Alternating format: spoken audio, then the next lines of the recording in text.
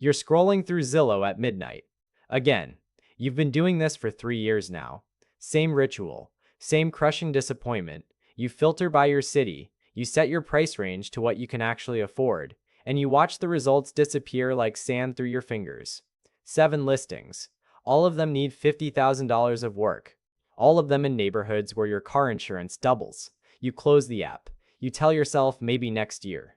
Maybe when rates drop. Maybe when you get that raise. Maybe never. Here's what you don't know. That's about to change. Not everywhere. Not for everyone.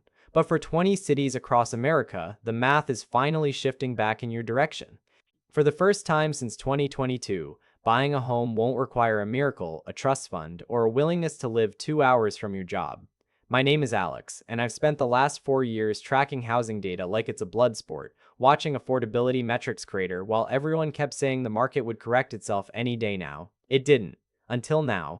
If you're trying to figure out whether 2026 is finally your year to stop lighting rent money on fire, make sure to hit that subscribe button and give this video a thumbs up. Here's what's actually happening. Zillow just released projections showing that by the end of 2026, 20 of the 50 largest metros in America will be affordable again. That's the highest number since 2022, before the housing market turned into a gladiator arena where only the wealthy survived. We're talking real cities: Chicago, Atlanta, Raleigh, not just random towns in the middle of nowhere that you'd never actually move to. Mortgage rates are expected to average 6.3% in 2026, down from 6.6% this year. Existing home inventory is projected to jump 8.9%. New construction starts are going up 3.1%. And for the first time since the pandemic turned housing into a speculative casino, the trend lines are bending toward normal people being able to buy a normal home without liquidating their entire existence.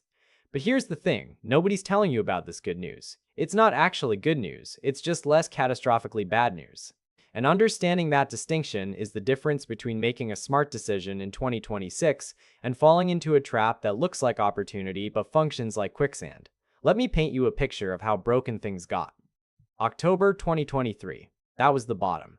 The absolute worst point for housing affordability in modern American history.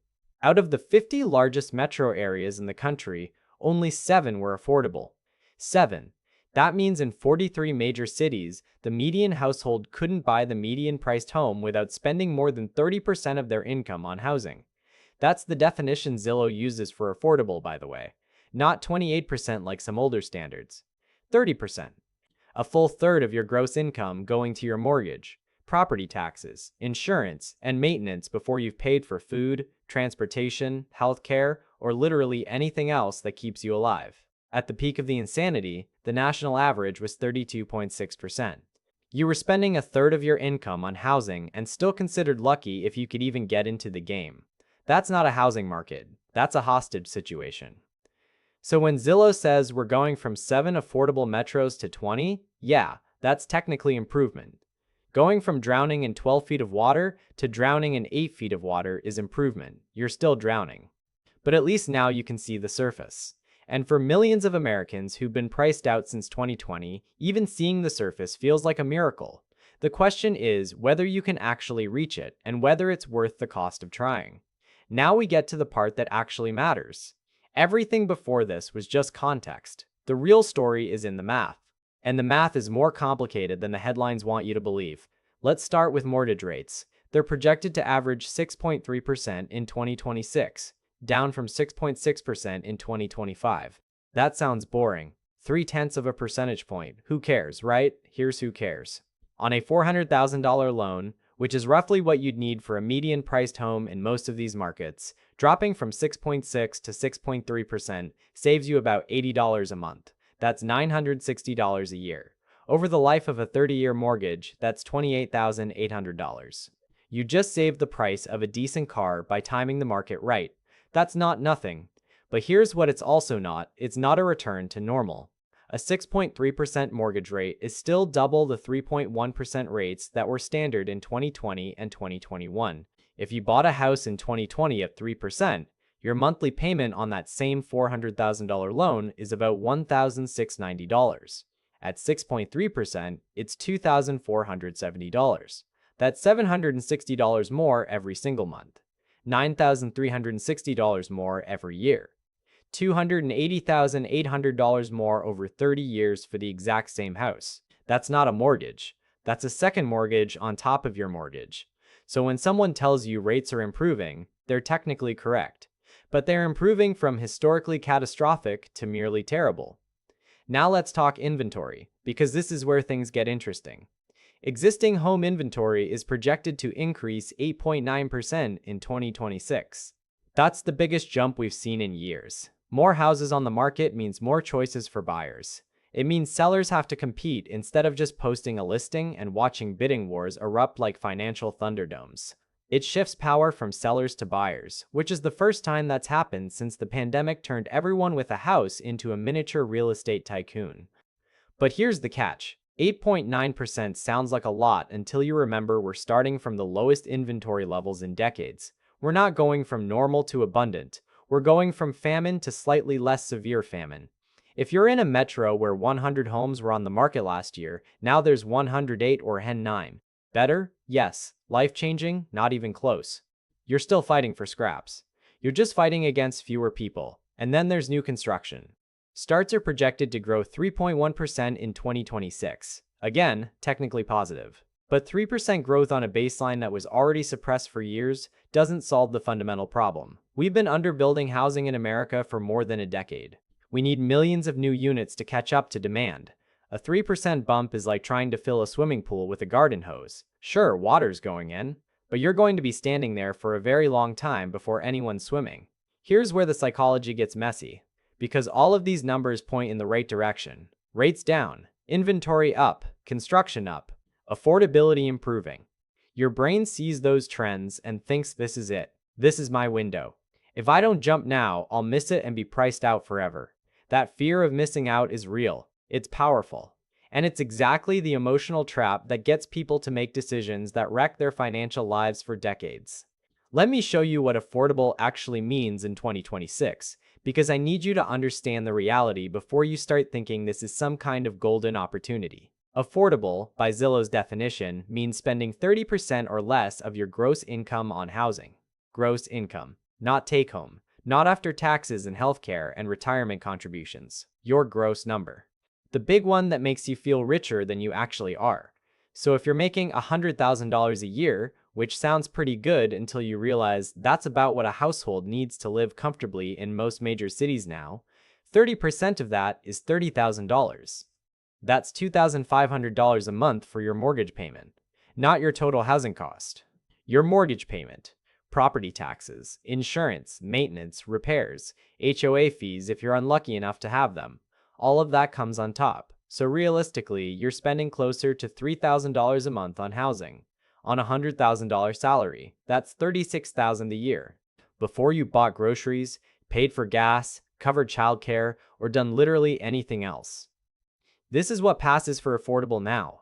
If you're making $60,000 a year, which is closer to the actual median household income in America, your affordable housing payment is $1,000 a month. Go ahead, open Zillow right now. Filter for homes in any major city where the monthly payment is $1,500 or less. I'll wait.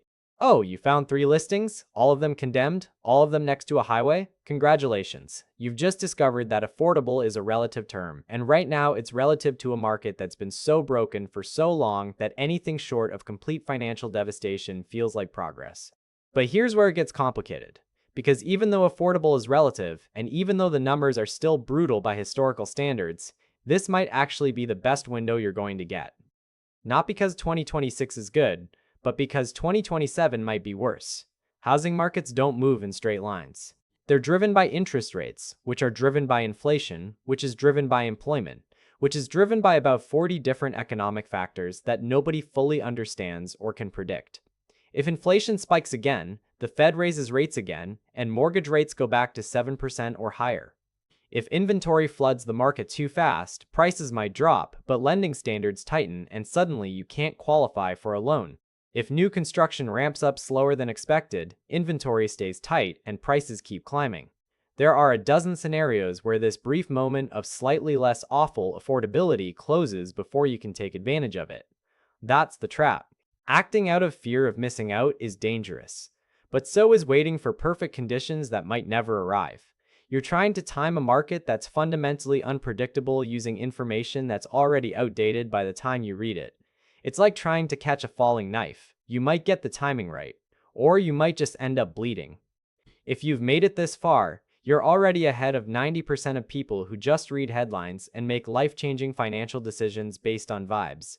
But don't stop now, because the next part is where I'm going to show you which cities are actually in play, what the math looks like on the ground, and whether you should even be thinking about buying in 2026, or if you're better off staying exactly where you are. Let's talk about the 20 cities that are projected to cross back into affordable territory by the end of 2026. Chicago, Atlanta, Raleigh. These aren't random Midwest towns where the only job is at the tractor factory. These are real cities with real economies where real people actually want to live. Chicago's got 3 million people and a diversified economy. Atlanta's a Sunbelt powerhouse with Fortune 500 headquarters and a booming tech sector. Raleigh's part of the Research Triangle, one of the fastest growing job markets in the country. These are places where buying a home doesn't mean sacrificing your career, your social life, and your proximity to anything that resembles modern civilization. But here's what Zillow's not putting in the headline. These affordability projections assume you're putting 20% down on your mortgage. 20%. The median home price nationwide right now is about $359,000. A 20% down payment on that is $71,800. How many people do you know who have $71,000 in cash sitting around waiting to be deployed into a housing purchase? Because I don't know many. And the ones I do know didn't get there by making median income. They got there through inheritance, stock options, crypto luck, or some other windfall that has nothing to do with working hard and saving money. For most Americans, especially the ones who've been trying to save for a down payment while paying rent that keeps increasing faster than their wages, $71,000 might as well be $7 million. It's a fantasy number. Now, you can buy a house with less than 20% down. FHA loans let you go as low as 3.5%. VA loans for veterans go to 0. But the moment you drop below 20%, you're paying private mortgage insurance, which is basically a monthly fee for the privilege of not having enough money. That can add another $100 to $300 to your monthly payment depending on your loan size and credit score. So your affordable home just became less affordable because you couldn't afford to make it affordable in the first place. This is the logic of modern housing. It's designed to punish you for not already having money. Let's focus on the math in one of these newly affordable cities, Atlanta. Median home price in Atlanta is projected to be around $400,000 by the end of 2026. With a 20% down payment, that's $80,000 up front. Your loan amount is $320,000. At 6.3% interest, your monthly mortgage payment is about $1,970. Add property taxes, let's say $4,000 a year, or about $330 a month. Homeowners insurance, maybe $150 a month. You're at $2,450 a month before maintenance and repairs. To keep that at 30% of your gross income, you need to be making $98,000 a year. The median household income in Atlanta is about $73,000. See the problem? Even in a newly affordable city, the median household can't actually afford the median home using the affordability formula. The math only works if you're already earning above the median, which means affordable doesn't mean affordable for the average person. It means affordable for people in the top 30 to 40% of earners. Everyone else is still locked out. But let's say you are making $98,000 a year. You somehow saved $80,000 for the down payment and closing costs. You've got good credit, stable employment, and you're ready to pull the trigger. Should you? Here's where it gets psychological, because the real question isn't whether you can afford the monthly payment. It's whether buying a home in 2026 is actually the best use of that $80,000 and that $2,400 invitee monthly commitment. Think about opportunity cost. $80,000 invested in a boring index fund at an average historical return of 8% grows to about $687,000 in 30 years. If you're 35 now, that's retirement money. That's financial independence money. That's never have to worry about work. Again, money if you combine it with other investments and Social Security. Compare that to what happens if you put that $80,000 into a house. Over 30 years, you'll pay about $709,000 total on that $320,000 loan at 6.3% interest. That's $389,000 in interest alone. Add your 80,000 down payment and you spent about 789,000 to own a home that might be worth, if you're lucky and the market cooperates, 650 to 700,000 in 30 years after adjusting for appreciation. You spent more money to end up with less wealth.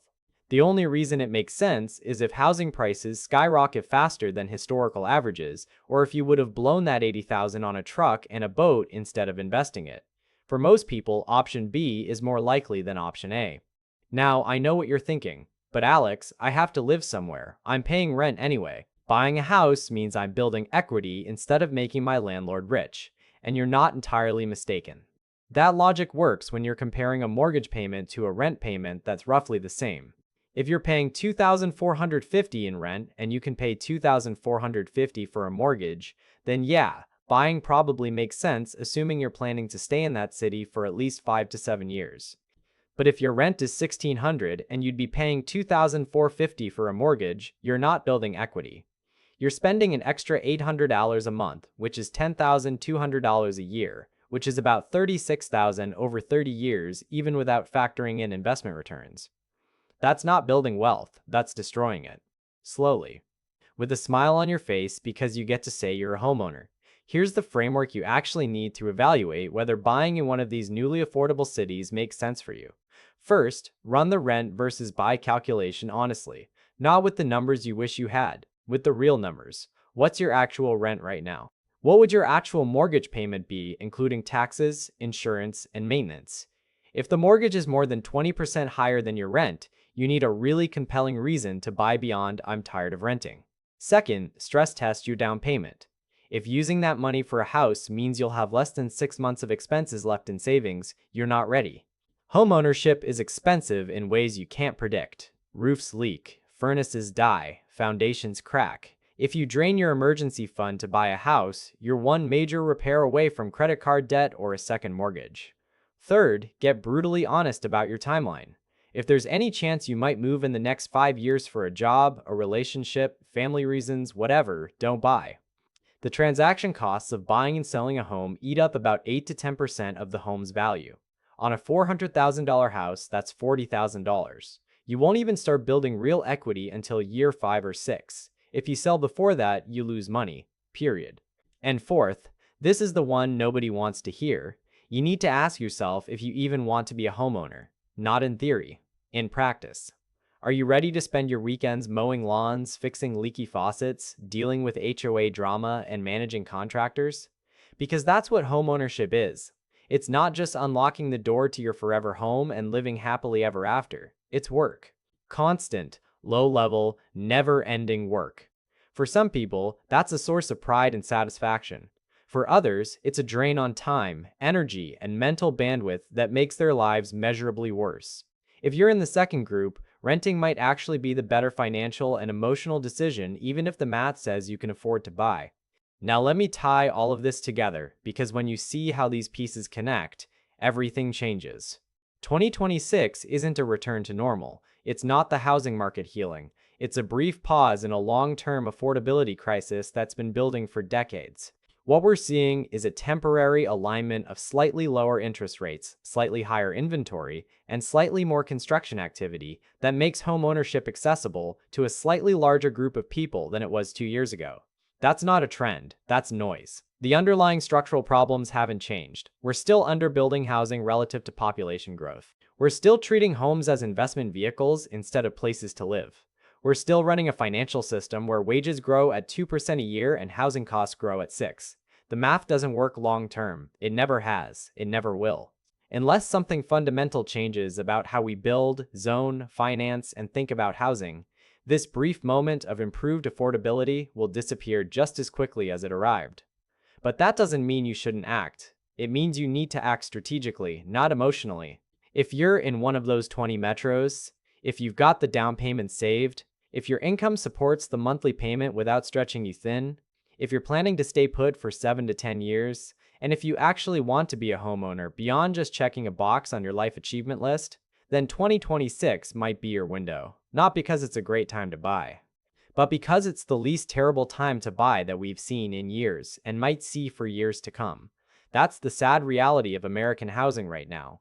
We're not making decisions based on what's optimal. We're making decisions based on what's survivable. And for millions of people who've been locked out since the pandemic, slightly less catastrophic is starting to look pretty good. We're in the home stretch. And I've saved something important for the end, because I need you to understand the bigger picture before you make any decisions that will affect the next 30 years of your financial life. The regional story matters more than the national numbers. The Northeast and Midwest are actually seeing continued price growth right now, supported by tight inventory and stable labor markets. Hartford, Connecticut, Rochester, New York, Worcester, Massachusetts. These cities are topping the lists of hottest housing markets. Why? Because people are finally realizing they can't afford Boston, New York, or Philadelphia, so they're moving to smaller cities within driving distance. That demand is pushing up prices in places that used to be affordable by default. Meanwhile, Sunbelt markets are cooling. Phoenix, Las Vegas, Austin, Miami. These were the boom towns of 2020 to 2022. Everyone moved there for space, weather, and lower cost of living. Now inventory is flooding those markets as investors realize they overpaid and workers realize a 115-degree summer isn't actually worth the savings on state income tax. Prices aren't crashing, but they're stabilizing, which in real estate terms means you're no longer in a feeding frenzy. You can actually make a rational decision without someone else swooping in with an all-cash offer $20,000 over asking. What this means for you is that location matters more than ever. The national narrative is interesting, it's useful context, but your decision needs to be hyper-local. What's happening in your city? What's the inventory trend in the specific neighborhoods you're considering? What's the employment outlook for your industry in that region? Are property taxes going up or down? Is insurance getting more expensive because of climate risk? You can't answer these questions by reading national housing reports. You have to do ground-level research.